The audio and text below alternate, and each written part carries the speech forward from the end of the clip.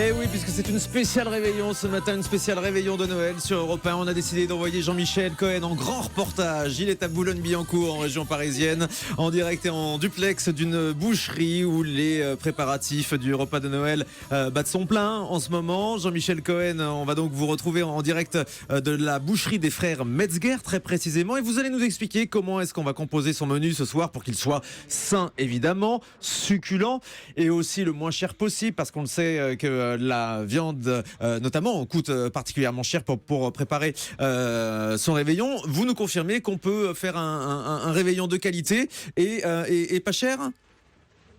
Oui, il suffit simplement de choisir ses aliments. Vous voyez là, par exemple, je suis au rayon, je dirais, quasiment des hors-d'œuvre. Et là, il y a trois choix qui se présentent devant moi. D'un côté, le boudin blanc, à gauche, j'ai les foie gras. Et derrière moi, j'ai une spécialité qui est un peu moins honorée par les Français depuis quelque temps, qui s'appelle le pâté en croûte. Oui. Le pâté en croûte, pour moi, il présente deux intérêts. Premier intérêt, il est moins cher que les autres produits. Là, vous voyez, le foie gras vaut 30-35 euros, parfois les 100 grammes, parce que c'est un produit de luxe. Et puis derrière, vous avez un pâté en croûte qui à 11 euros. Intérêt du produit, il est moins cher. Deuxième intérêt, et cette fois-ci nutritionnel, dans ces pâtés en croûte, vous mélangez un peu de foie gras pour avoir le goût du foie gras, et ensuite vous mélangez de la viande et en général des viandes maigres. Je vais demander à monsieur Metzger, quelle viande vous mettez dans le pâté en croûte ? Donc nos pâtés en croûte sont fabriqués avec du foie gras et de la volaille. Nous avons de la volaille du Gers avec donc du poulet, du canard et de la pintade mélangés à du foie gras des Landes. Voilà, vous voyez, donc j'ai trois types de viande. La plupart sont des viandes maigres, ce sont des viandes blanches à l'exception du canard, mais ça me permet de réduire le coût calorique et en même temps ça réduit le coût dans mon porte-monnaie. Maintenant, si vous voulez, il y a un autre produit qui est quand même le produit de référence de ce soir de Noël, c'est le boudin blanc. Et là, il y a très peu de différence, qu'il soit nature, forestier ou au foie gras. On retrouve à peu près les mêmes prix à quelques pourcentages près. C'est sûrement parce qu'il n'y a pas une grande composition à l'intérieur, par exemple pour le foie gras, non, je vous le confirmez ? Oui, les boudins blancs, la base est toujours la même. Après, il y a 4 sortes différentes. On les a avec des champignons, on peut les avoir foie gras et morille, ou bien aux truffes, mais ça évolue entre 22,80 le kilo et 34 euros le kilo. Alors, est-ce que c'est sain, Thomas ? Moi, je dirais que pendant les fêtes, la fête, c'est la consécration d'un moment de partage et de convivialité. Donc, je vais être moins rigoureux et j'aurai tout le temps l'année prochaine de vous conseiller pour perdre vos kilos. Oui, exactement. On l'a répété depuis plusieurs jours dans cette émission. Pendant les fêtes, vous nous autorisez à faire quelques excès et puis on s'occupera de perdre les kilos un petit peu plus tard. Isabelle Quenin qui est avec nous en studio, une question pour vous, Jean-Michel Cohen. Oui, une question, parce que en fait le boudin blanc c'est pas du boudin, donc d'un point de vue calorique il faut préférer quoi ? Il y a quoi dans le boudin blanc ? Parce que je crois que c'est beaucoup plus calorique que le boudin traditionnel, que le boudin noir. Bah ouais, scoop de Noël, le boudin blanc est en général plus riche que le boudin noir, parce que le boudin noir est un produit très riche en protéines, on atteint les 23-24%, alors que dans le boudin blanc on met des œufs et de la mie de pain en général. Souvent, quand il est de mauvaise qualité, on met plus de mie de pain que de reste, mais là en l'occurrence c'est un boudin de très bonne qualité. Juste un mot pour m'arrêter pour le foie gras, la tendance à l'heure actuelle sur le foie gras, parce que les gens culpabilisent, et à la fois à cause de la maltraitance et en même temps pour des raisons nutritionnelles, on a tendance maintenant à incorporer dans les foie gras, ce que je vois en face de moi, un foie gras qu'ils appellent mendiant, c'est-à-dire qu'à l'intérieur on a mis des produits secs comme des fruits secs et ça permet d'abaisser la valeur calorique du foie gras, n'est-ce pas ? Alors, oui, chez nous, nous avons 4 variétés de foie gras différents. Donc, pour la maison Metzger, notre charcutier Arnaud Nicolas nous fabrique le mendiant avec de l'abricot, des amandes, des pistaches, qui nous fait un très joli sucré salé. Mais on en a également aux truffes, au vin rouge ou mi-cuit naturel. Mais ce sont des foies frais, fabriqués 48 heures après leur arrivée. On fait notre mise au sel et les foie gras sont faits maison. Ouais, mais je les entends saliver là-bas. Ouais, exactement. Les micros, ah oui, ça s'entend donc. Mais calmez-vous, il n'y a que moi qui mange aujourd'hui. Et alors Jean-Michel, on va rester au niveau des hors-d'œuvre.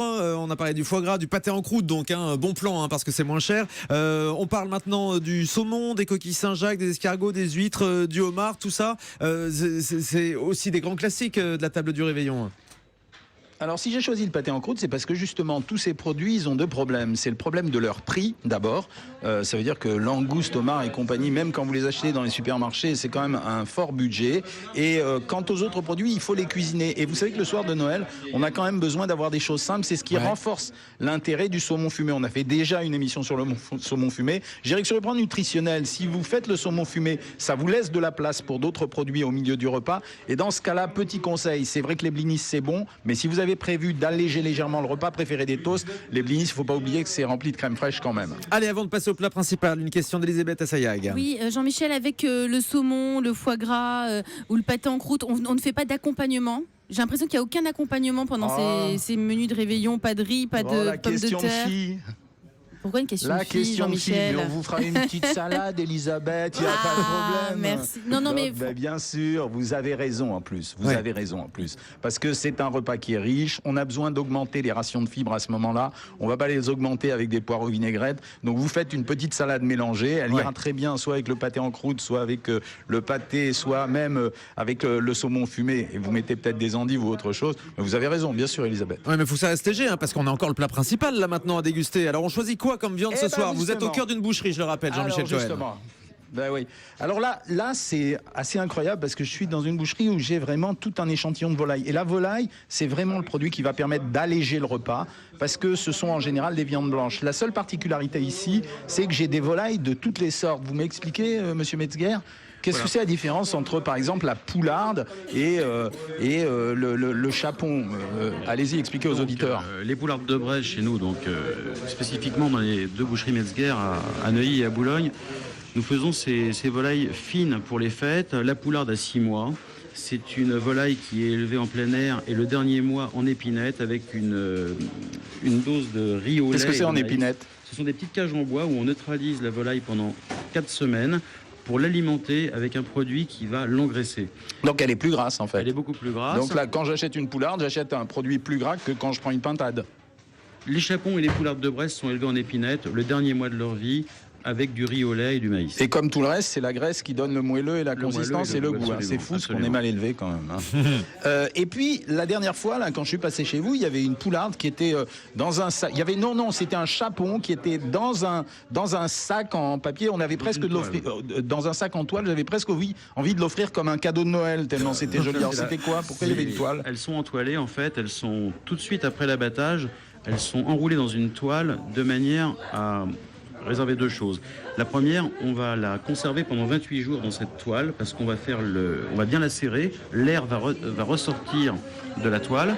Donc on va la conserver parce qu'il faut les faire rassir 12-15 jours après l'abattage avant de les consommer. Donc on a 28 jours de conservation dans la toile.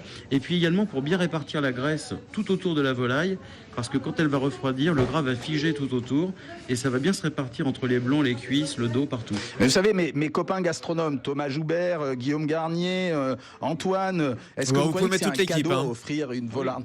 Hein? Oui. Toute l'équipe. Est-ce que je peux leur offrir comme cadeau ce genre de choses? J'ai beaucoup de clients, à la place d'acheter des fleurs, ils viennent acheter des petites poulardes. Alors, ou des chapons. Je vous rappelle les produits que j'avais. J'avais le chapon, c'est un produit un peu gras qui est un peu cher. Il y a deux types de chapons. Les chapons extrêmement primés qui valent très très cher. Et puis il y a des chapons des Landes qui sont moins chers, qui sont à 35 € la pièce. Mais la pièce fait 3 kilos quasiment. Donc c'est vraiment, c'est un prix 3 kilos, 4 kilos, vous me dites? Les chapons des Landes font entre 4 kg et 4 kg. Ouais, donc ça fait 8 € le kilo. C'est pas très cher. Hein. Et Donc, Jean-Michel, comparativement, quelle est ça. la tendance ce matin chez les clients? Les chapons des Landes font Comment 18 € le kilo.